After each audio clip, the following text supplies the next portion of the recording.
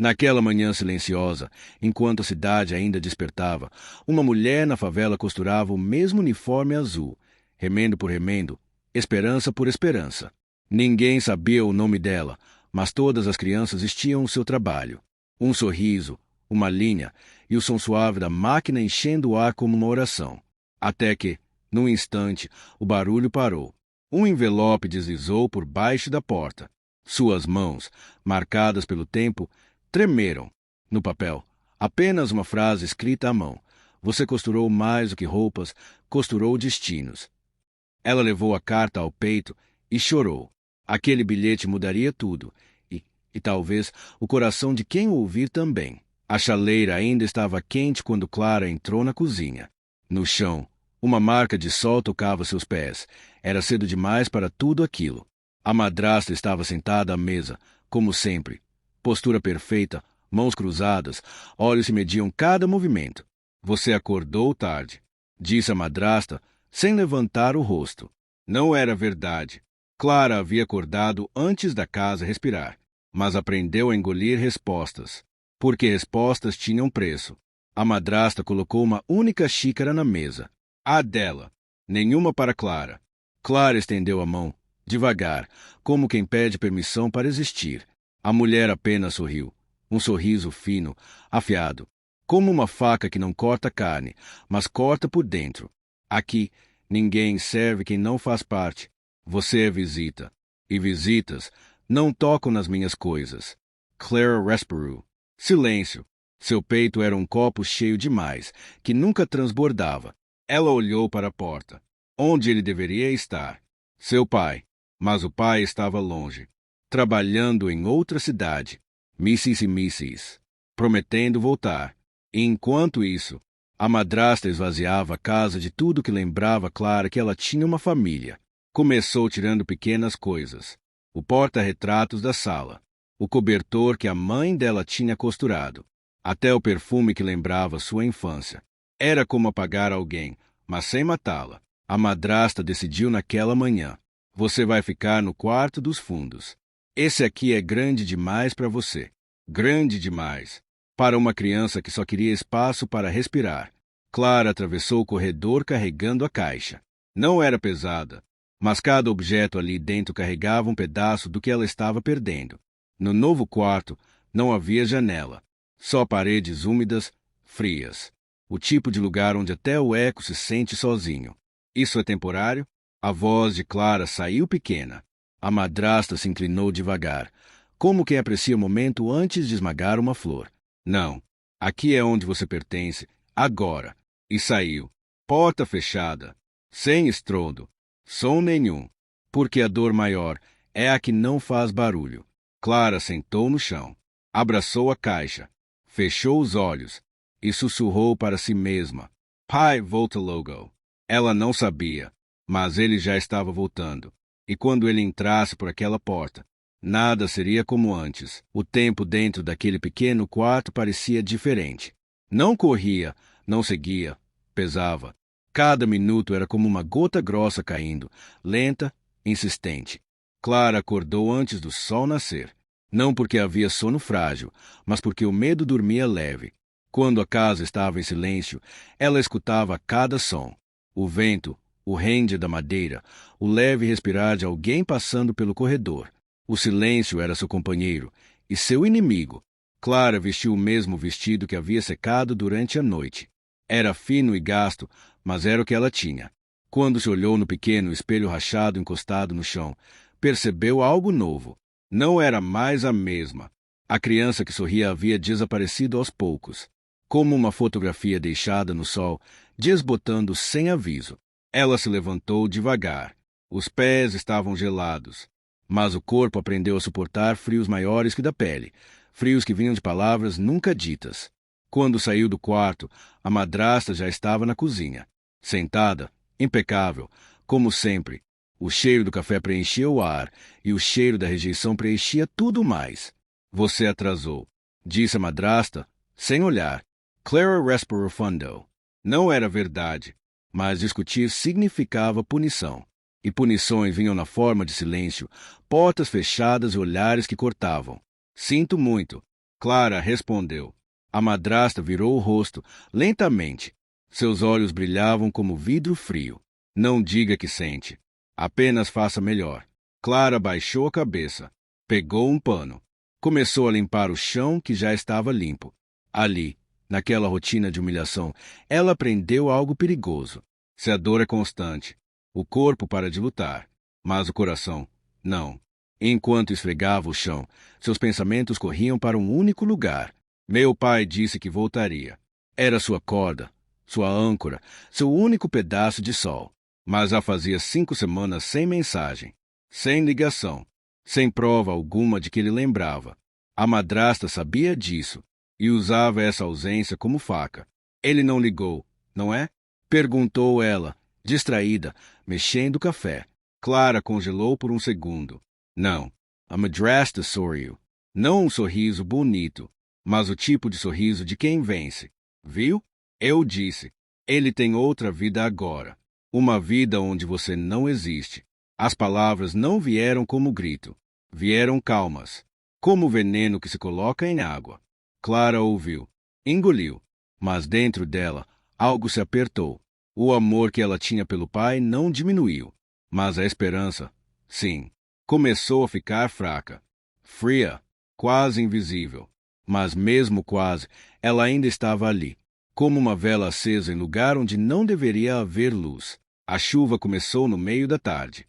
Pesada, densa, como se o céu tivesse decidido desaguar o mundo inteiro de uma vez. A madrasta olhou pela janela. Seu sorriso lentamente apareceu.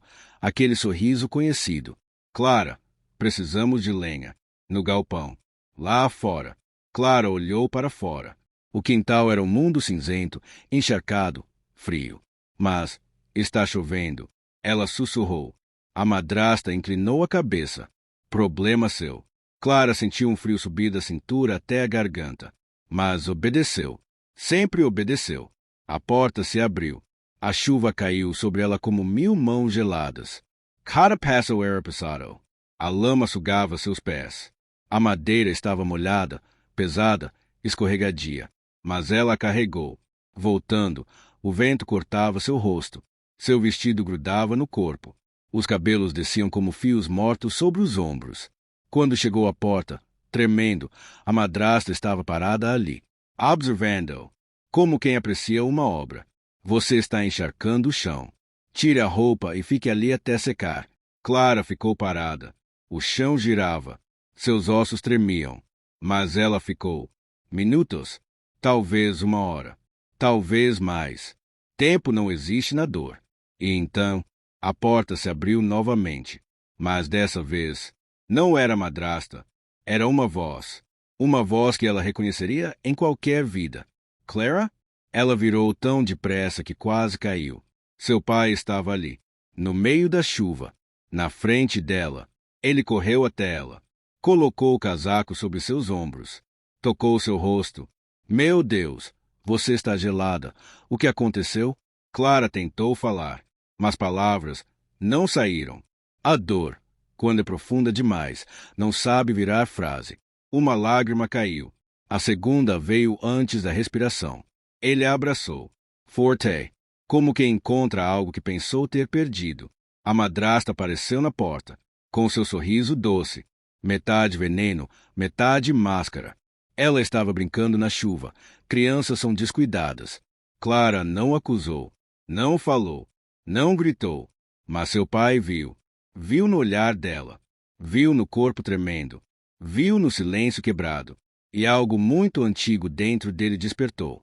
Uma força que só pais que amam de verdade conhecem. Ele olhou para a madrasta. E o sorriso dela finalmente quebrou. Porque ela percebeu. A verdade estava prestes a sair. E quando a verdade sai, ela não volta pequena. Ela volta como tempestade. A sala parecia menor naquele momento. Como se as paredes tivessem se aproximado. Como se o ar tivesse mudado de peso.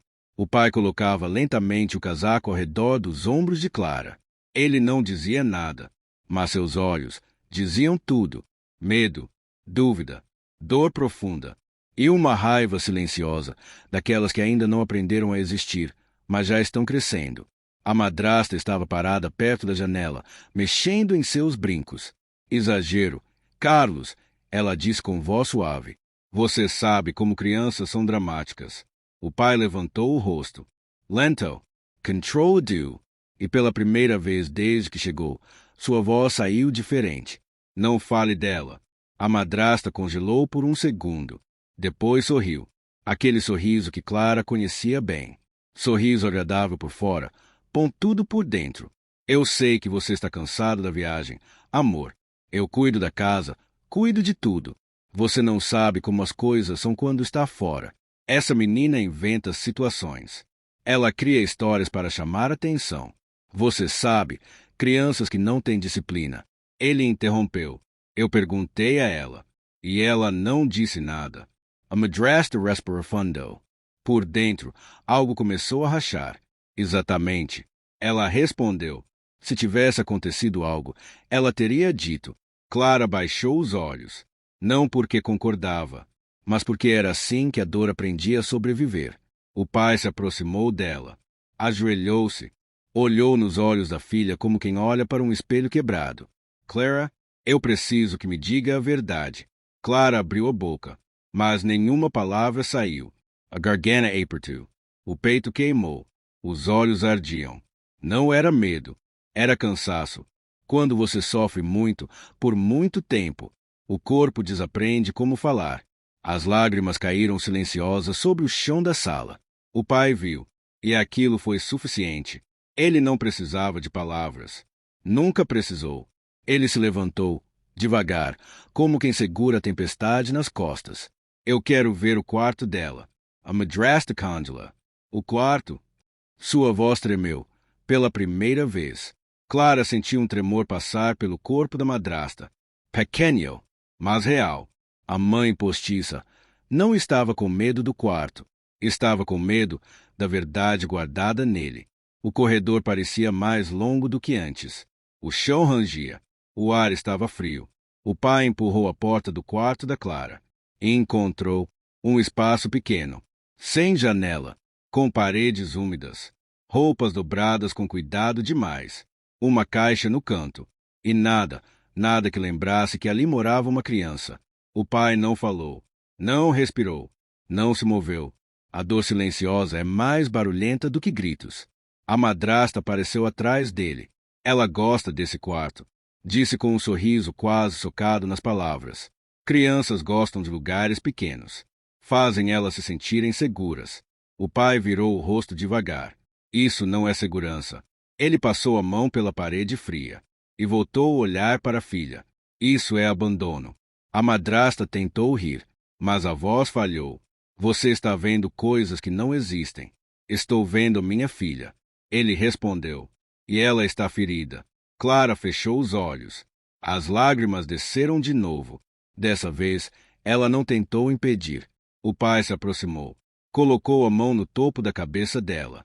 Com carinho, com cuidado, como se ela fosse algo precioso que estava prestes a se quebrar. Me desculpa por ter demorado tanto. Ele disse. Essas palavras foram como um cinto de segurança em um carro em queda. Clara respirou pela primeira vez em semanas. Mas a madrasta não aceitaria perder controle. Não ali. Não agora. A madrasta deu um passo para frente. O perfume dela era forte demais. Enjoava. Carlos, você está sendo injusto. Eu fiz tudo sozinha. Você não sabe o que é criar uma criança que não é sua. Ela não é fácil. Ela faz dramas. Ela quer atenção o tempo inteiro. Eu apenas tentei ensinar disciplina. Mas, se você não entende, talvez você devesse ter ficado aqui, em vez de ir embora. A última frase foi uma faca, e ele sentiu. Mas quem sentiu mais forte foi Clara. Por quê? Pela primeira vez, ela entendeu. A madrasta nunca quis a casa. Ela queria o pai. Sem ela, sem Clara. O pai respirou fundo. A disciplina não machuca. A rejeição, sim.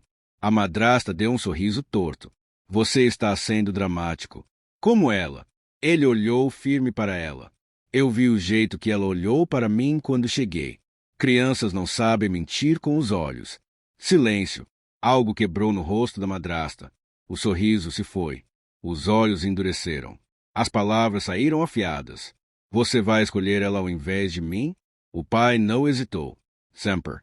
A madrasta ficou parada, imóvel, como uma estátua rachando por dentro. Clara sentiu algo diferente no peito.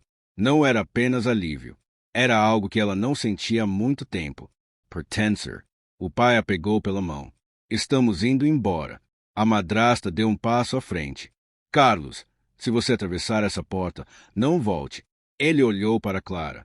Olhou para a menina que ele deixou sozinha por meses. Olhou para os olhos dela, cheios de dor e amor ao mesmo tempo. Eu já voltei. Ele abriu a porta. Clara saiu, sem olhar para trás. E a casa, que antes parecia o mundo inteiro, agora era só um lugar onde ela aprendeu a sobreviver. Naquele dia, ela não apenas saiu de uma casa, ela saiu do silêncio. E o silêncio nunca mais voltaria a machucá-la da mesma forma.